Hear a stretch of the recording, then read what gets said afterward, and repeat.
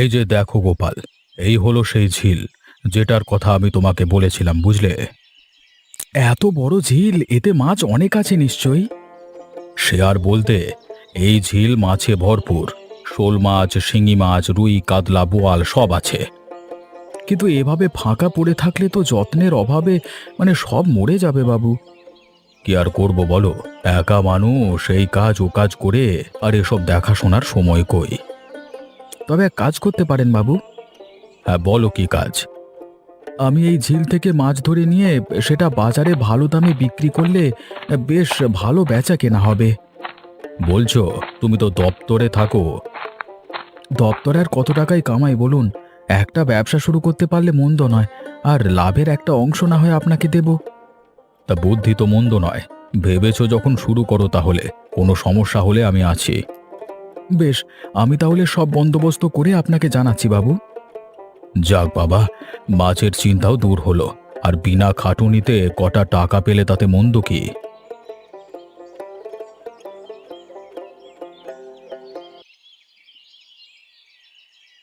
শোনো, আমার সংসার করতে হলে আমার নিয়মে চলতে হবে, বুঝলে? পারো তো শুধু জোর খাটাতে, আর কিছু শিখেছো জীবনে? তোমার এত বড় সাহস, তুমি আমার মুখে মুখে তর্ক করো? করবো না তো কি করব শুনি? আরে নিজেকে দেখো, আর গোপাল দাদাকে দেখো একবার।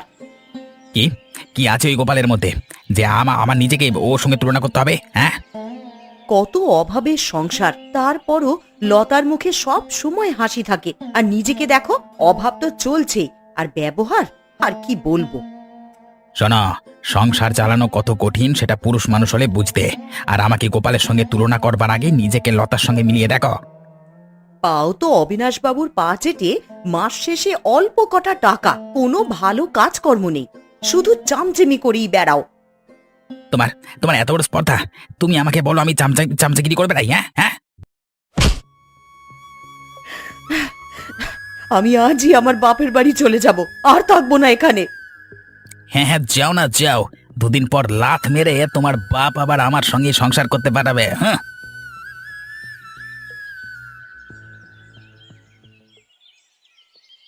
বৌমা, ও বৌমা, কোথায় তুমি? মা, ভেতরে আসুন না, আমি এখানেই আছি। তা কি করছো কি তুমি? এই যে, আপনার ছেলে বলল তা লাল শাক খেতে নাকি ভীষণ ইচ্ছে করছে, তাই শাক করছিলাম রান্না করার জন্যে। বাহ, আজ শরীরটা খুব খারাপ করেছে, ভাবছি আজ দুপুরের খাবারটা তোমাদের সাথেই খাবো। এতে ভাবার কি আছে মা? আমি তো প্রায়ই বলি আমাদের সঙ্গে রোজ খাওয়া দাওয়া করতে। আপনি তো কি করব বলো মা, ছেলেটার যা অভাব চলছে, আমায় তো আর বলতে হয় না, মা তো ঠিক বুঝে যাই। খুবই টানাপোড়েন চলছে মা, মানুষটা সারা রাত না ঘুমিয়ে এইসব নিয়েই চিন্তা করে। তুমি নিজের বরের জন্যে ভাবছো, আর ওদিকে ছোট বৌমা, নোচ্ছার মেয়ে একটা, প্রতিদিন আমার ছোট ছেলেটাকে হেনস্থা করে। কি হলো, ওদের মধ্যে কি আবার ঝগড়া চলছে? কোন দিন হয় না তাই বলো, পুরুষ মানুষের একটু মাথা গরম থাকবেই, কিন্তু ওই মেয়ে, তার মুখে যেন খই ফোটে। কোন অলক্ষণে দিনে যে ওকে বাড়ির বউ করে এনেছিলাম। থাক মা, অমন করে বলবেন না, দেখবেন সব ঠিক হয়ে যাবে। আর ঠিক, বেশি বাড়াবাড়ি করলে ওকে লাথ মেরে বের করে আমার ছেলেকে আমি অন্যত্র বিয়ে দেবো। মেয়ের কি অভাব নাকি? তুমি আজকে এত চুপচাপ কেন খগেন? তেমন কিছু নয়, ওই সংসারে যে হয় আর কি, টুকটাক ঝামেলা। আবার কি নিয়ে ঝামেলা হলো? অভাব চলছে কেউ সংসারে, আর দিন শেষে গিয়ে একটু যে ভালো ব্যবহার পাবো সে আশাও আমি ছেড়ে দিয়েছি। একে অপরকে বোঝার চেষ্টা করো, একটু সময় দাও, সে ঠিক হয়ে যাবে।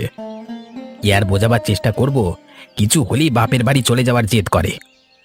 তো এই অভাব অনটনের মাঝে শুধু আমার সঙ্গে না ঘুরে কোনো কাজও তো করতে পারো। অনেক উপায় তো খুঁজেছি বাবু, তবে কোনো মতেই কোনো কুল কিনারা খুঁজে পাচ্ছি না। না হয় এক কাজ করো, গোপালের সঙ্গে তুমিও মাছের ওই ব্যবসাটা ধরে ফেলো। কোন ব্যবসা? ও দেখো না, বলাই হয়নি। গোপাল আমার ঝিল থেকে মাছ ধরবে, তারপর সেই মাছ বেচবে বাজারে। তুমি চাইলে ওর সঙ্গে যোগ দাও। আমার সংসারে আগুন জ্বলছে, আর ওই গোপাল নতুন ব্যবসা শুরু করছে, ব্যাপারটা তো দেখতে হয়। কি ভাবছো কি? কিছু নাই বাবু, ভাবছি এ তো খুব ভালো কথা। আমি আজকে গিয়ে দাদার সঙ্গে কথা বলে দেখবো। হ্যাঁ,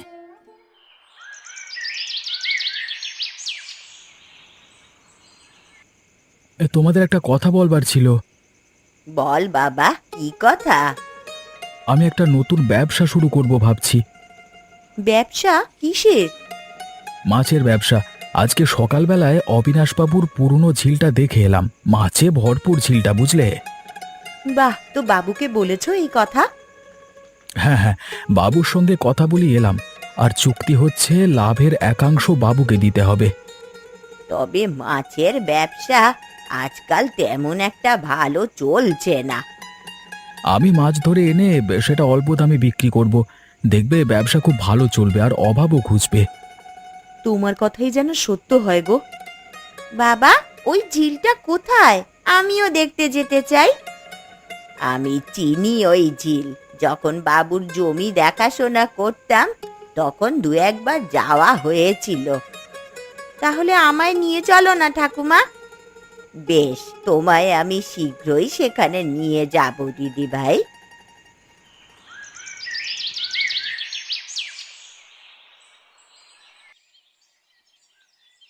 আমি চলে যাচ্ছি। চলে যাচ্ছ মানে? কোথায় চলে যাচ্ছ? হ্যাঁ, আমার এখানে আর এক মুহূর্তও ভালো লাগছে না। আমি বাবার বাড়িতে চলে যাচ্ছি। ওই দেখো আবার সকাল সকাল সেই এক কথা। আচ্ছা, তোমার কি এছাড়া আর কোনো কাজ নেই নাকি? তোমার সঙ্গে এই নরকে থাকার চেয়ে নিজের বাবার বাড়িতে গিয়ে পড়ে থাকাটা অনেক ভালো। সে তো ঘুরে ফিরে আমার কাছে আসতে হবে, কি লাভ এসব করে? এবার আর আসবো না, যা কিছুই হয়ে যাক না কেন। আচ্ছা আচ্ছা, মাথা ঠান্ডা করো, একটু শান্ত হও। কিছু তো বোঝো না। এই যে আমাদের এখন দুর্দিন চলছে, তাই এটা কিভাবে সুদিনে পরিণত করা যায় তাই চিন্তা করছি আমি। মানে? গোপাল একটা মাছের ব্যবসা শুরু করবে, আমি ওর সাথে যোগ দেব আর মাছ বিক্রি করব। তুমি মাছ বেচবে বাজারে? তোমার মাথা ঠিক আছে তো? আরে মাছ বেচা তো একটা বাহানা। আমি এমন চাল চালবো যে অল্প দিনে টাকার পাহাড় হয়ে যাবে আমাদের, আর এই গোপাল কিচ্ছু টের পাবে না। সেটা কিভাবে হবে?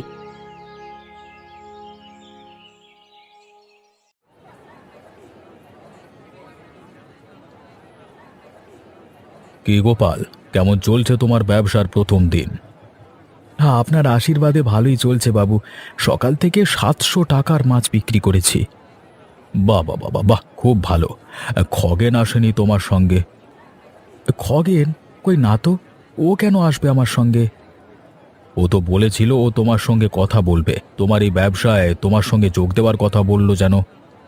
কই, আমাকে তো এই বিষয়ে কিছু বলেনি বাবু। প্রণাম বাবু। আরে খগেন, আমরা এখন তোমার ব্যাপারেই কথা বলছিলাম তো। ভাবলাম আপনার উপস্থিতিতেই দাদার সঙ্গে কথাটা বলবো, তাই আর কি। কি বিষয়ে বলবি ভাই? দাদা, বলছিলাম কি, আমারও তো সংসারে টানাপোড়েন চলছে, তুমি সবই জানো। যদি এই ব্যবসায় আমাকেও অংশীদার করো আর কি, মানে তাই। হ্যাঁ, তুই আমার সঙ্গে এই ব্যবসায় যোগ দিবি, এর চেয়ে ভালো আর কিছু হতেই পারে না। গোপাল, তুমি ঝিল থেকে মাছ তুলে দিলে খগেন তা বাজারে নিয়ে আসবে, আর এভাবেই কাজ অনেক সহজ হয়ে যাবে। হ্যাঁ রে, ঝিল থেকে বাজারে মাছ, হ্যাঁ, আমার পথে হবে আসল খেলা। গোপাল, তোর ব্যবসার লাল বাতি জ্বালিয়ে আমি টাকার বিছানায় শুয়ে থাকবো, এক ডিলে দুই পাখি মরবে। এত সুন্দর আর বড় ঝিল! আমি আর কখনো এত বড় ঝিল দেখিনি। এটা আমাদের গ্রামের সব থেকে বড় আর পুরনো ঝিল দিদি ভাই। সবচেয়ে পুরনো? ক বছর ধরে এই ঝিলটা এখানে আছে? এই ঝিল কখন থেকে যে আছে সেটা সঠিক বলতে পারবো না, তবে এটা অবিনাশ বাবুর পরদাদার প্রজন্ম থেকেই এখানে। তার মানে আনুমানিক 150 বছর ধরে এই ঝিল এখানে বয়ে যাচ্ছে। 150 বছর? হ্যাঁ গো দিদি ভাই। ঠাকুমা, ওই যে দেখো, ওই পেছনের দিকটা কেমন চিকচিক করছে। কোথায়? তাই তো মনে হচ্ছে কোনো কিছু জ্বলছে ওখানে। চল তো গিয়ে দেখি। আমার খুব ভয় করছে ঠাকুমা। ভয় পাওয়ার কিছু নেই, আমি তো আছি সাথে, চল।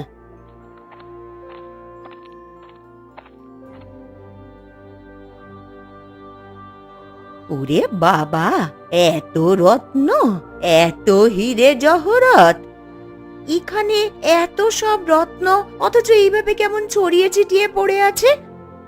নিশ্চয়ই অবিনাশ বাবু বা আর কেউ এই বিষয়ে জানে না, না হলে এভাবে ছড়িয়ে ছিটিয়ে থাকতো না। কিন্তু ঠাকুমা, এখন আমরা কি করব? যদি আমি তোমার মা বাবাকে এই বিষয়ে বলতে পারি, তাহলে এই সব ধনরত্ন আমাদের হবে, আর এরপর আমাদের আর কোনো দুঃখই থাকবে না। কিন্তু লোভ করা ভালো নয় ঠাকুমা, আমাদের অবিনাশ বাবুকে এই বিষয়ে বলা উচিত। তাও ঠিকই বলছো। আচ্ছা চলো, তোমার মা বাবাকে আগে বলি, তারপর যা হবার হবে, চলো। মাত্র কয়েকদিন হলো ব্যবসাটা শুরু করেছো, এরই মধ্যে ভাবে মুখ থুবড়ে পড়ল। আমি কিছুই বুঝতে পারছি না বাবু, আমি রোজ মাছ তুলে দিই, আমার ভাই রোজ বাজারে গিয়ে বসে, তাও কেন এমন হচ্ছে? এভাবে ক্ষতির সম্মুখীন হতে থাকলে তুমি নিজেই বা কিভাবে ব্যবসা করবে? খুব আশা নিয়ে ব্যবসাটা শুরু করেছিলাম, ভেবেছিলাম এই বুঝি আমাদের দুর্দশা ফুরালো। বেচাকেনা ঠিকমতো না হলে ঝিলের মাছগুলো অযথা ধরা হয়, দিন শেষে বেচাকেনা হয় না, মাছগুলো পচে যায়। তো দেখি কদিন খগেনের পরিবর্তে আমি বসবো বাজারে, যদি একটু অবস্থার পরিবর্তন করতে পারি। আমিও সেটাই ভাবছিলাম। আর যদি আমি বসবার পরও কোনো পরিবর্তন না হয়, তবে আমাকে হয়তো ব্যবসাটা ছাড়তে হবে। মাস শেষে বসে বসে হাজার কয়েক টাকা আসছিল হাতে। গোপাল যদি ব্যবসাটা ছেড়ে দেয়, তাও বন্ধ হয়ে যাবে। না না, ব্যবসা ছাড়তে দেওয়া যাবে না। কিছু বলছেন না যে বাবু? ও মানে ব্যবসা ছাড়বার কথা বলছো কেন?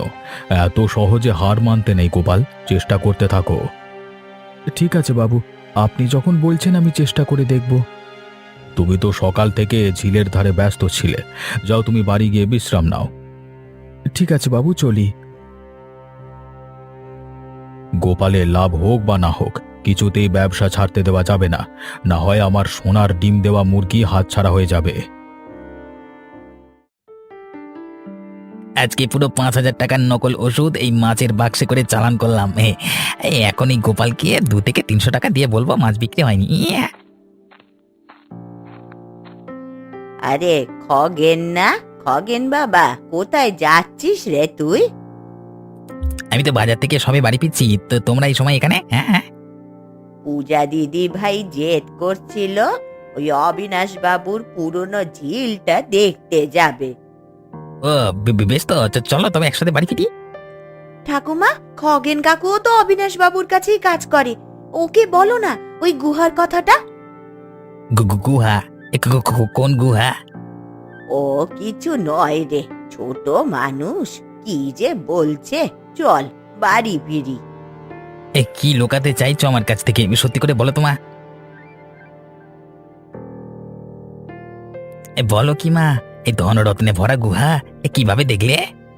সব বলবো, আগে চল তো গোপাল আর লতাকে খবরটা দিয়ে গিয়ে। এই গোপালকে জানালে ও সততা দেখিয়ে অবিনাশ বাবুকে বলবে, আরে আমি হতে দেব না, ওই সব রত্ন আমার চাই। কি রে, দাঁড়িয়ে দাঁড়িয়ে কি ভাবছিস তখন থেকে? চল। ঠিক আছে, এই গোপাল দাদাকে আমরা সব বলবো, কিন্তু তোমরা যে সত্য বলছো আমি মানবো কি করে? দেখো কাণ্ড, তোকে কেন এত বড় ব্যাপারে মিথ্যে বলবো বলতো? না, মুখের কথায় আমি মানবো না। চলো আগে আমি নিজের চোখে দেখবো, তারপর এসে গোপাল দাদাকে সব বলবো। ধুর, ঘাট হয়েছে আমার এই ছেলেকে বলা। চল দেখবি, চল।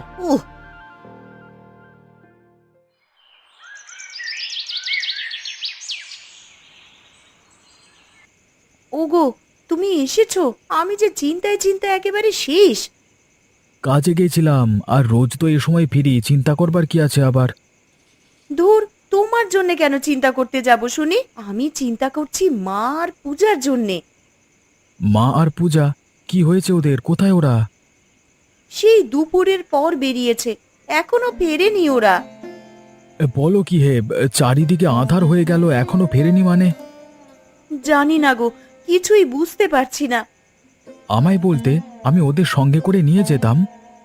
এখন ওসব কথা বলে কোনো লাভ নেই, চলো খগেনের বাড়ি গিয়ে দেখি। এমনও হতে পারে সেখানে গিয়েছে। হ্যাঁ চলো।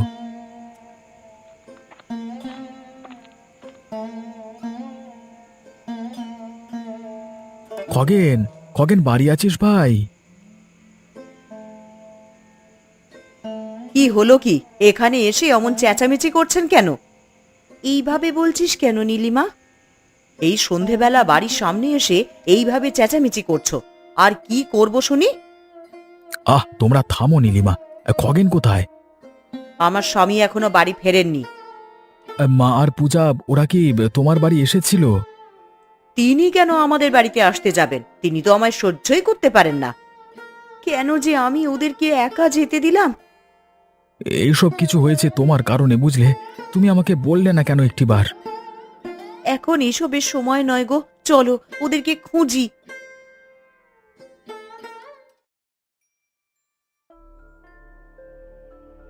এত ধনরত্ন, এত সোনাদানা আমি আর কখনো চোখে দেখিনি।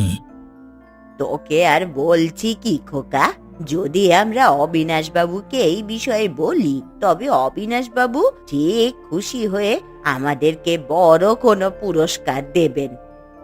এত সোনাদানা যদি আমার হয়, তবে সারা জীবন আমি পায়ের উপর পা তুলে রাজার মতো খেতে পারবো। কিন্তু কাকু, এই ধনরত্ন কিছুই তো আমাদের নয়।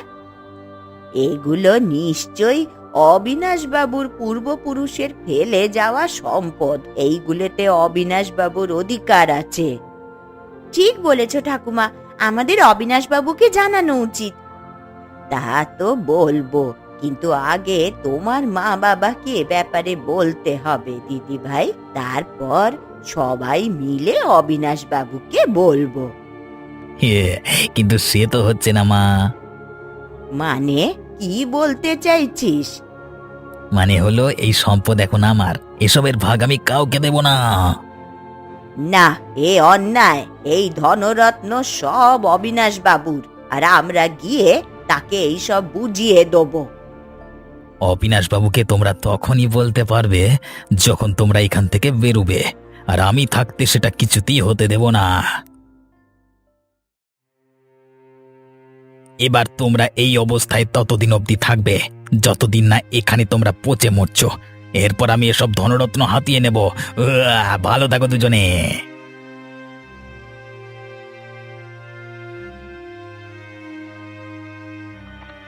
বাবু নমস্কার। গোপাল, তুমি হঠাৎ এ সময়? একটু আগেই তো এখান থেকে গেলে। বাবু, সর্বনাশ হয়ে গেছে। কি হয়েছে কি? আজকে দুপুরের পর আমার মা আর আমার মেয়ে পূজা বাড়ি থেকে বের হয়। সন্ধে গড়িয়ে এলো, এখনো তারা বাড়ি ফেরেনি। সে কি? কোথায় গেছে ওরা? আপনার মাছের ঝিলটা দেখার জন্য মেয়েটা খুব জেদ করছিল, তাই সেখানেই ওকে নিয়ে যাবার জন্য বেরিয়েছিলেন মা। আমার মাছের ঝিলে এত সন্ধেবেলা অবধি তো সেখানে কারো থাকবার কথা নয়। ঠিকমতো খবর নিয়েছো তো? খগেনের বাড়ি গিয়েও খোঁজ করেছি, কোনো লাভ হয়নি। সেখানেও নাকি যায়নি। দেখি দেখি, চলো তো আমার সঙ্গে তোমরা। ঝিলের পাড়ে একবার গিয়ে দেখি সেখানে খুঁজে।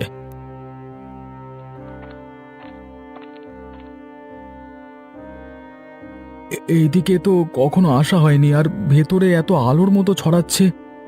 এখানে তো খোলা মাঠ ছিল, তাও প্রায় 40 বছরের ওপর হয়ে গেল। এদিকটা পরিত্যক্ত জঙ্গলে পরিণত হয়েছে। এখানে আর এগিয়ে লাভ নেই। না বাবু, আমি ভেতরে যেতে চাই একবার। আচ্ছা বেশ, গিয়ে দেখো।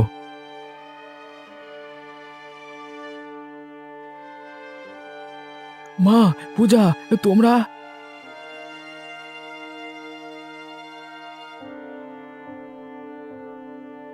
মা, তোমাদের খুঁজতে খুঁজতে আমরা দিশেহারা হয়ে গেছিলাম। তোমরা ওই ধনরত্ন ভর্তি গুহায় পৌঁছালে কিভাবে? হাঁটতে হাঁটতে আমরা এই গুহার ভেতরে ঢুকে যাই।